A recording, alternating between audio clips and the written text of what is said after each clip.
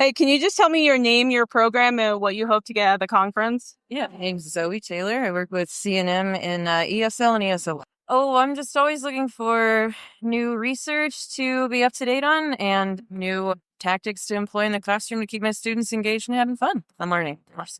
Yeah, is there like a particular target, like a goal or an issue that you want to target by attending this conference?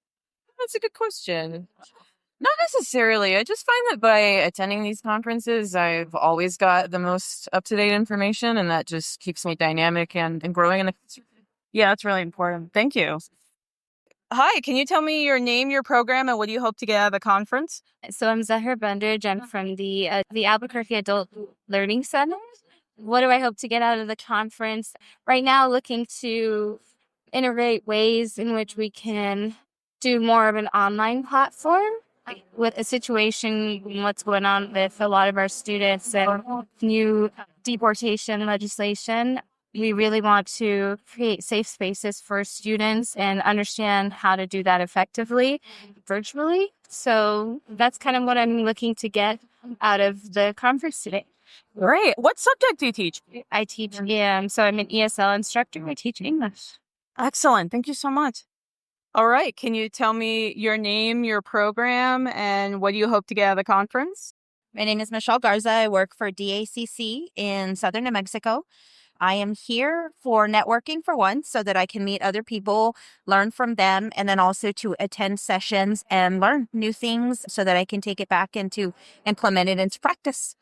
Is there an issue or a goal, like specifically that you want to target at the conference? Yes, actually, I'm very interested in AI tools right now and how I can use AI for increasing conversation with my ESL students. Oh, okay. Well, My main one. no, and now that you're saying this, I'm like, okay, wait. So what tools have you tried out so far? I haven't actually tried out any yet. I mean, basic chat GPT for lesson plans and things like that. But the next upcoming session is on AI tools. And I know there's some really good things that you can use for helping students with their conversation, like alone and stuff. And so like pretty interested in how I can increase using AI with my students. So that's one of my main goals for learning here.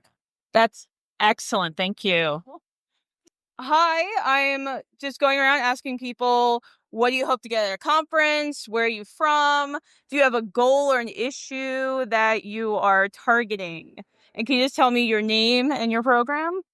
Hi, my name is Martha Hughes, and I'm the full-time teacher with NMSU Grants' Adult Education Program. And I just began in November, so I'm newer to teaching in adult ed. I have a background in teaching high school, college, and career readiness, so it's related. And so at this conference, it's my goal to meet some new folks and learn more about how I can integrate different levels in the same classroom as well as different subjects at the same time. Because coming from high school classroom teaching, it's really focused to students coming in and out every hour and kind of have a focused lesson. Whereas adult ed, the students are really based on their schedule and their level and their subjects. And so I'd like to learn how I can better accommodate students for those kind of teaching considerations. Oh, yeah, that is a big leap. Thank you. Good. Can you just tell me your name and your program and what do you hope to get out of the MPAEA conference? Hi, I'm Eric Schack. I work at Joniana Community College to coordinate on HSE instruction down there. Some of the things I saw being offered that looked interesting were AI tools, universal design, kind of certain things that we're going to concentrate on as a department, and hoping to learn some tips and tricks, especially with AI. I've been playing something I've been playing around with. I'm going to kind of use it to help develop my students' critical thinking skills.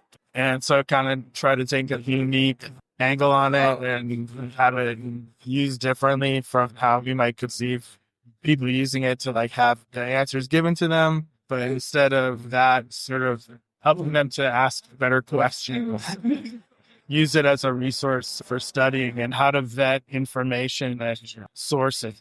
Oh, that sounds exciting. Thank you so much. You're welcome. Can you just tell me your name and your program and what you're doing at the at the MPAEA conference? Hi, my name is Desiree Ballou, and I am a student ambassador with the Grants NMSU. And I hope that we just all get to meet each other and understand each other and where we all come from and come together for education. Thank you so much. I am here with Haroon Williams, President-elect of NMAEA. Haroon, what do you want to get out of this conference? Hi, Jamie. I would like to make more context, and since this has been my first MPAEA conference, I'm looking to enjoy it, see what's offered, make more context, try to fulfill my roles as presidential-elect. Perfect. Thank you so much. You're welcome. I hope you enjoy the conference. Thank you. You too. Thank you. Okay, so can you just tell me your name, your program, and what do you hope to get out of attending MPAEA, and if you achieve that? Thank you.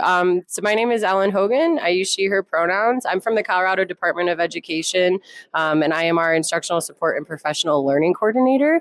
I came to the conference to make connections and build some rapport with folks not only in Colorado, but across the Mountain Plains. And I feel like I've succeeded. We had a great session this morning on professional development. So Yes, I was there. It was great. Thanks. I really appreciated learning so much from you guys, and I look forward to connecting more. Thank you. Yeah, can I get your name? I'm Jessica Alzine. I'm a senior research associate at the Center for Assessment, Design, Research, and Evaluation at University of Colorado Boulder. I just entered into the field of adult ed a couple of years ago through my partnership with the Colorado Department of Education. And I came to this conference to meet other people doing adult education work in this region. And I've definitely accomplished that and learned a lot from others in this space. I'm going to call you out on this. What's one thing that you feel like you learned or you're taking back from this conference? Ooh, okay. Let me see if I can only pick one. I think part of what I'm taking back is hearing from other people how the challenges that we're seeing in the Colorado space are similar. And also hearing that some of the things that we're hearing people want in Colorado are also things that other people in other states are wanting. So specifically thinking about like professional development across organizations and the challenges of how to do in-house professional development that we talked to other people in our session about. Excellent. Thank you so much. What do you hope to get out of the conference? Hi, my name's Yvette Mendoza, and I am an ESL instructor in Carlsbad. And I always enjoy coming to these conferences because it's always nice to get different perspectives, different tips on teaching. Teaching is my passion. I usually have about 50, 60 students a semester. I enjoy what I do, and I'm hoping to get some knowledge and be able to help my students as they grow and prosper and get better jobs. So I had a follow-up to that. Okay. And now I'm just getting you on the spot. But so do you have like a goal in mind, or is there a particular issue or a skill that you want to get out of the conference, or are you just here just for general knowledge? Well, I guess the skill I might want to really focus on is I'm really trying to help my students become better writers. I think sometimes, everyone wants to focus on conversation and it's wonderful, but we also have to work on conversation skills. And many of my students are educated people from other countries, so they already have the intelligence and the background. It's just getting tips on how to get those skills, sharpened and become better writers. Good morning. So can you tell me where you're from, your name, and what goal you had with for attending this conference? Hi, my name's Ellen Kappas, and I'm from Jackson, Wyoming. I guess when I came to the conference, I had a few goals in mind. First was to understand a little bit more about the TABE Class E testing because I was frustrated by the process with my students. And I learned that other states don't give all 4 language domains, which makes it easier. They only give the reading and listening, like in New Mexico and Indiana. But in Wyoming, we have to give all 4 language domains. So my students are still going to have to do that. The other thing I was looking for was more information about IET programs, curriculum, because I'm the only one in Wyoming doing it right now. And I want to grow the CNA program into another one. And I found that many people in New Mexico were experts at this. So I was really happy to learn that. Oh, that's great. So you feel like you reached your goals? I totally reached my goals and more. I met people that I had conversations with, really heartfelt conversations and personal. And I guess I had a little personal journey too. That's great. Thank you so much. Yeah. All right. Can you just tell me your name and your program and what have you gotten out of this conference so far? Thank you. My name is Ron Morales, and I represent New Mexico State University Grants Adult Education. And what I've gotten from this conference is the distinct opportunity to have met Dr. Gallup, Dr. Bacchus, Nadia, many of the major people that are the movers and shakers of adult education in the state of New Mexico. Great. How about, have you been connecting with people from different states? Because there's so many different states here today. Absolutely. People from Wyoming, from Colorado, all the different sites, the 26 sites that New Mexico represents. And it's been just a pleasure and a joy to meet the subject matter experts for adult education. Thank you so much, Ron. This is highlights from sessions that I attended at MPAEA / NMAEA. So MPAEA, NMAEA, or Mountain Plains Adult Education Association / New Mexico Adult Education Association. So I'm a professional developer. I attended a session about in-house PD and some of the structures that are in place currently at Colorado and where they want to go. And in-house PD is also one of my interests because there are absolutely programs out there that can't send everybody to conferences, can't send everybody to in-person, has limited funding for paying people to go to external PD. And this is something that I've been considering as a professional developer are there ways to encourage and help develop programs to create their own in-house PD, especially something that perhaps could be maybe a form of onboarding or for newer staff so that they are acclimated to the adult education environment. I also attended a session on micro-instruction.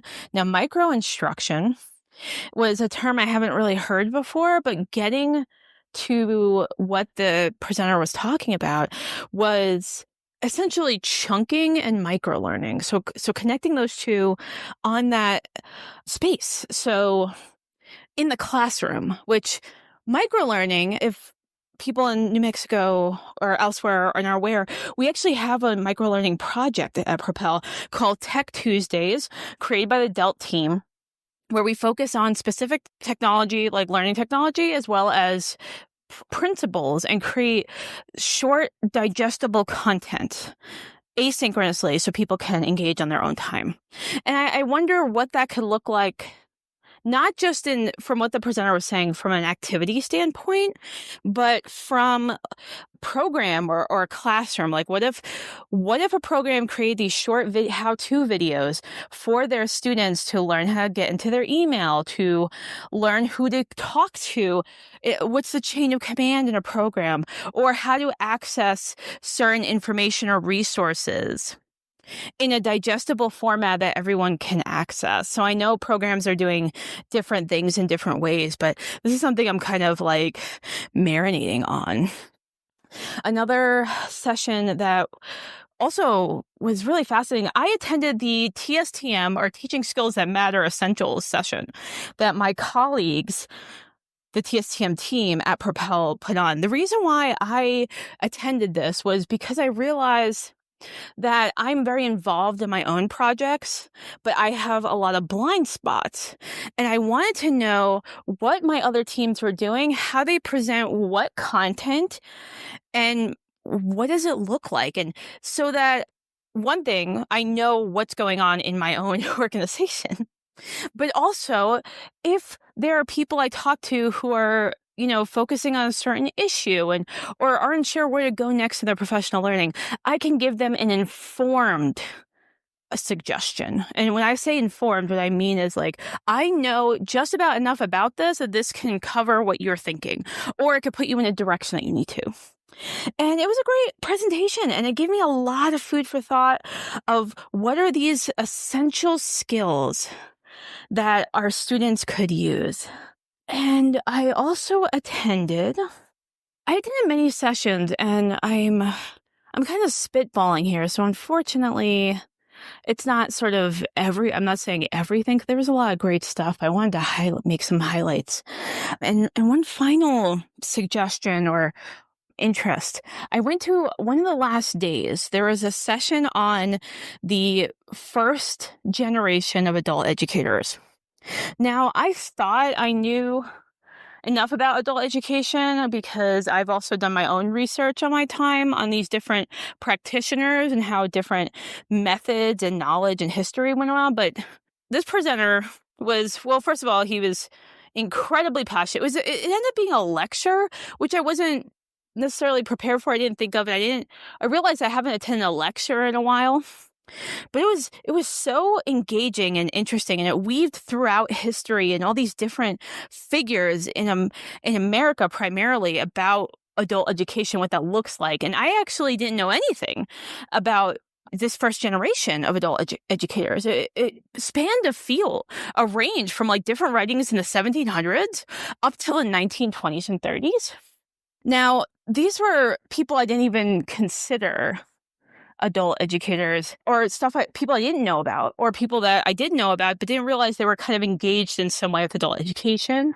One of which was Ben Franklin, and obviously Ben Franklin because he spearheaded this idea of the library. He was a self-educated person, and there was this idea of adult education as self-education, or I guess we could probably use the term lifelong learning here, but educating to liberate the self, or liberal education, which is different than what we talk about in our spaces, and it's different than what we experience or necessarily know about.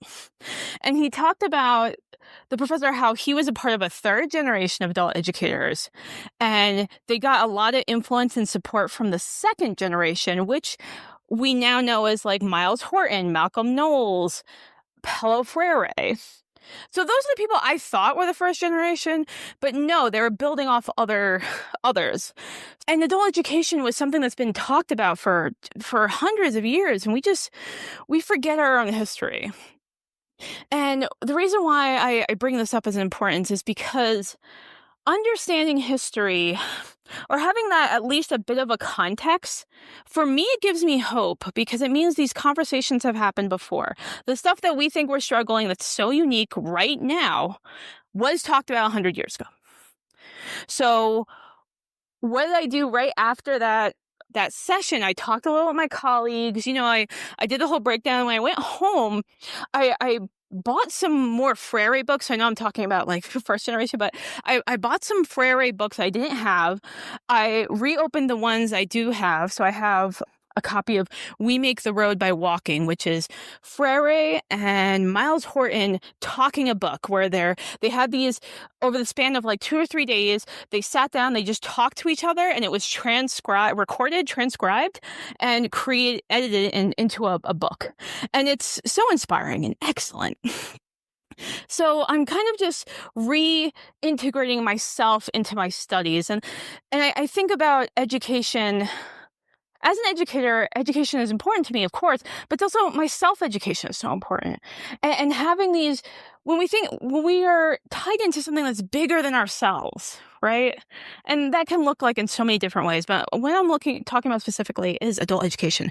When we are somewhere bigger than ourselves, we got it. We have this lens that can take away, or at least mitigate, some of these fears and worries and scary. I opened up my Miles Horton reader, and the first essay I wrote was, he was talking about the scary political times and this rise of fascism. He was writing in the 1930s. And these are conversations I've had with my colleagues recently, of this fear of new presidential administration and what that means for us. So I'm like, well, if they could survive that, we could survive this. So those are my highlights. This is Jamie Trujillo, your podcast co-host, and I wanted to share some of my reflections and takeaways from the MPAEA NMAEA 2025 conference. This conference was very different for me in such a huge and significant way, actually a couple of ways. First, I spent the vast majority of my time with the student ambassadors, both older student ambassadors, and by older I mean from the first and second cohorts, and our new third cohort. In prior years, the student ambassador training took a day and a half. This time we expanded it to last the full duration of the conference. And while there were times where I had to break away because Nadia and I were presenting about this very podcast, so we had a session on day one, the vast majority of the time I was with the student ambassadors. We didn't just spend the conference hours together. We met up the night before the conference started. And when I say the night before, I mean Monday night. The pre-conference was Tuesday. That was day one of the student ambassador training. And so I made sure that everybody could meet up the night before at the hotel. I showed them where the conference room was, the room where we were holding our specific training, as well as the rest of the conference area, so they knew where to go for example, breakfast. And so I wanted to make sure that they were comfortable with the space, that they knew where to go. So we got to meet up, we hung out a little bit, I showed them the spaces, we chit-chatted, and then we got started on Tuesday morning. And I was very fortunate that on Tuesday morning, I took the time to go for a walk. The conference hotel, the Hyatt Regency Tamaya, has some absolutely outstanding walking trails. And I knew this was going to be my one morning that I didn't have to be anywhere until about 8:30, which was late for a starting time. So I gave myself that space to go for a walk. And in doing so, I came across a herd of deer. And that was completely unexpected. But it was absolutely wonderful to be able to do that on a sunrise walk. That really set the stage for me, I think. And the rest of the training just went beautifully. I feel very fortunate that I had that opportunity to spend so much time with these adult leaders, these student leaders. They came from a lot of different backgrounds. Of course, there were some similarities, and there were a lot of differences. But one thing that they all absolutely had in common was their passion for the importance of adult education, their resolve to make sure that other people, whether they were legislators or members of the public, knew about the impact of adult education and literacy. They wanted to make sure of that. They came with their own anxieties, their own fears, but they didn't let that stop them. They shared their stories, whether they shared their stories during the general session or during a breakout session on the last day. They all shared their stories. They all had practice doing that. They also formed this amazing cohort. We were all there for each other. As we cried, listening to each other's stories for the first time, as we gave each other feedback, there were students that were sitting down at a computer helping their partners retype their stories so that they were ready to share them. They were really there for each other. They showed up for each other. We also went to the bowling activity together. That way we had some social time together. We hung out in the evenings. That was really impactful. I got to know them in such a wonderful way.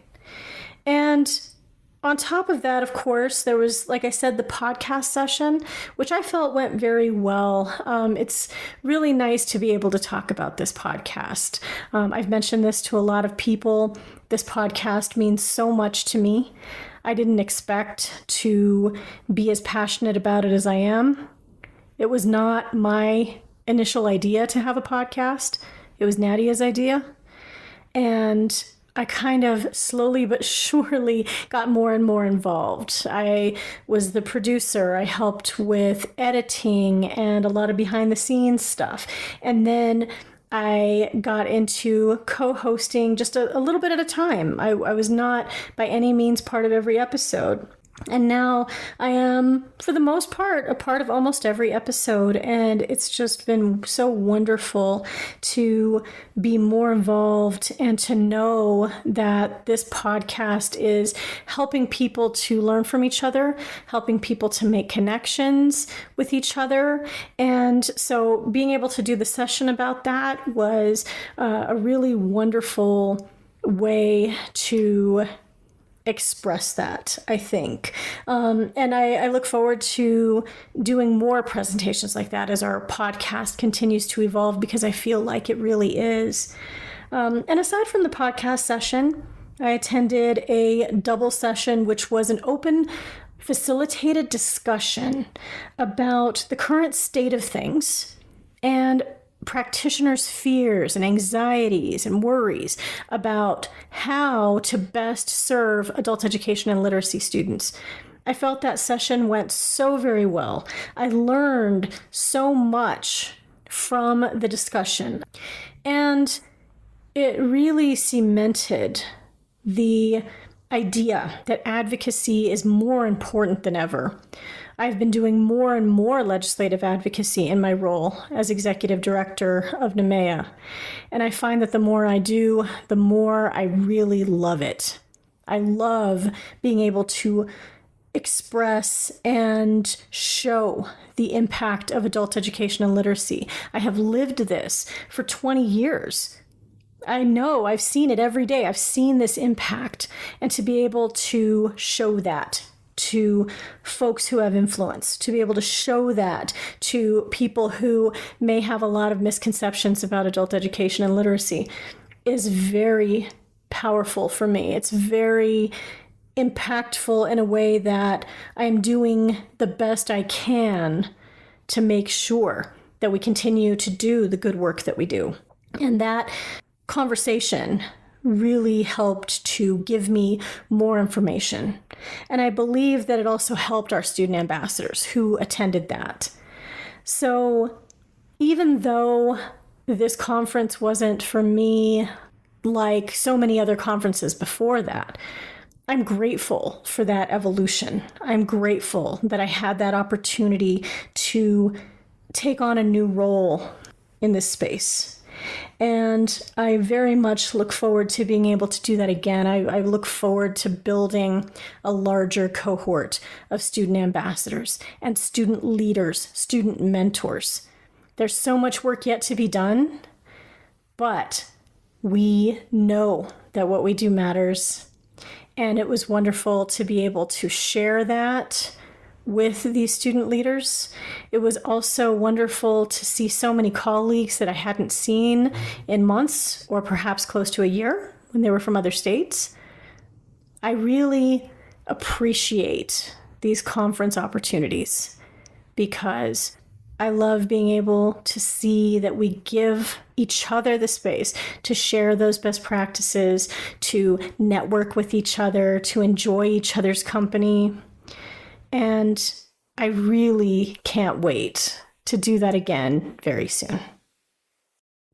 And that is a wrap on MPAEA NMAEA 2025 conference. What an incredible experience. I feel so inspired and moved and driven seeing all of our New Mexican practitioners showing up and just being the best version of themselves, doing presentations, really taking this professional learning opportunity seriously. It's excellent. I think from what I recall talking to the conference coordinator briefly, New Mexico and Wyoming were the two states that showed up more than the other regional states, which is amazing. So it's great in our home state that we showed up. That is so vital. I just wanted to briefly express my excitement and my pride in being a New Mexico adult educator and just really connecting with people. I saw a few of our colleagues present. I got to talk to people. So there was a few colleagues who just came up to me and expressed thoughts and appreciation for the podcast, as well as stuff that Propel does, but primarily the podcast. And one of my hopes for this podcast was that we start creating space for new conversations. And I had someone come up to me and talk briefly about their neurodivergence and the struggles that they've had communicating with other people and being misunderstood. I had another person come up to me and tell me that they're not sure how pronouns work and they want to work on that and they want to be better. I've also had people just recognize me and just be like, wow, we've listened the podcast episode where adult educators, where you and Jamie talked about, just your experiences, and that was great. And that was really wonderful. It's so hard sometimes with the kind of work that I do to really get that feedback and that validation. So for me, it was validating, as well as just, I'm so excited that these conversations are starting, that people are like, yeah, this is my experience and this is where I'm at. This is where I want to grow. Amazing. Absolutely amazing. And I want to continue that. I want to continue to work with that and to work with more practitioners in this space. I also really connected with a lot of people from different states.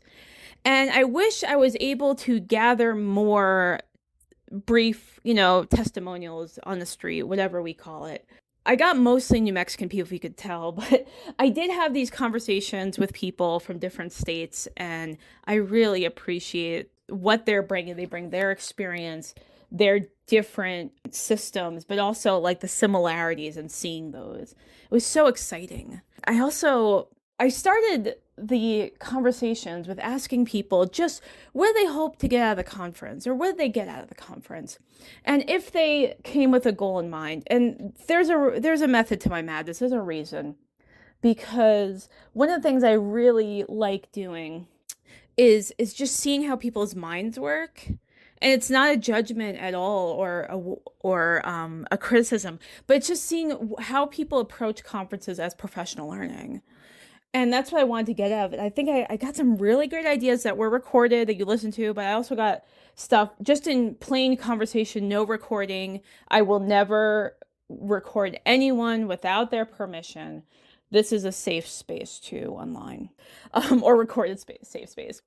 And a few people gave me some really interesting answers. Some people really do. One person told me that they actually stopped coming with a goal or an issue to address because they felt like it was limiting them in where they were going for conferences, and they wanted to be more open. And that's valid, and that is an interesting perspective, because for me, I always took it as, okay, these are the general areas I want to target, right? And I want to get better here, I want to get a new idea there, etc. But this person's like, I want to be more open. And that is great. That is so great. I don't think there's a right or wrong answer here. I think it's just, what do you want to get out of conference attending? And one thing I've been working on for the past couple of years, so it's still a work in progress, but one thing I've been trying to work on is, I love conferences and I am so energized by them, but I'm also exhausted by them. And so something I've been working on is, how can I be in a better space for that? What can I do in between the work that I need to do for my primary job, Propel? What do I do as an adult educator who's looking for new ideas, as well as this project, this podcast, and supporting other presentations if I need to? So what can I do? This time, I made designated time slots of where I relax. And I don't mean I looked at my calendar and slid. I really just like assessed myself in the moments. And there was on the final day, I kept pushing myself, like fighting internally of like, I need to talk to more people. Oh, I should target this person from Wyoming and this person from Colorado and that New Mexican. I know. But I was also like thinking, I'm feeling a little overwhelmed. So why don't I take a step back? So there was actually a time where I could have jumped at the opportunity to talk to more people and then decided against it. And that ended up helping me feel more relaxed over the weekend. So the conference was from a Tuesday to a Thursday. Then I had Friday where I had a very low-key work day. But then the rest of the weekend I rested. And now that I'm recording this part, of course, is the Monday after the conference. And usually it takes me multiple days to just recover to a point of normalcy. Not even like really relax, just get to normal. And this time it took a lot less. It took a lot less time. And I think a big part of that is making sure my needs were met. So making sure I took those breaks, making sure I had that social connection time with my fellow educators, as well as alone time. I went to bed early a couple of days of the conference. I spent a few mornings just by myself. The conference is this gorgeous hotel and resort, Tamaya, and my room was overlooking the mountains somehow. I say somehow because I was somehow on the first floor, but also the lobby is on a higher floor. And I've talked to a few people about this. I still can't figure out how the lobby was on a higher floor, but we had the same view. I don't know. Some sort of weird math that I do not want to get into. But so I spent one of my mornings just sitting outside for 20 minutes. I had a little seating area outside my sliding door of my hotel room. And it was just so beautiful watching the sun come out.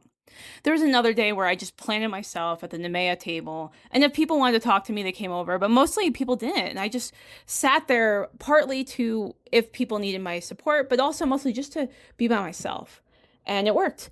And I feel great. I'm jumping into my projects that were, left because the conference. And I'm doing better. So I guess my big thing is how can I continue this practice of self-care so that I can give back? Because people rely on me. People rely on me to do the work that I need to do, to contribute to the projects I need to. So that's why I'm still finessing. And I hope that other people listening to this do the same. Consider yourself.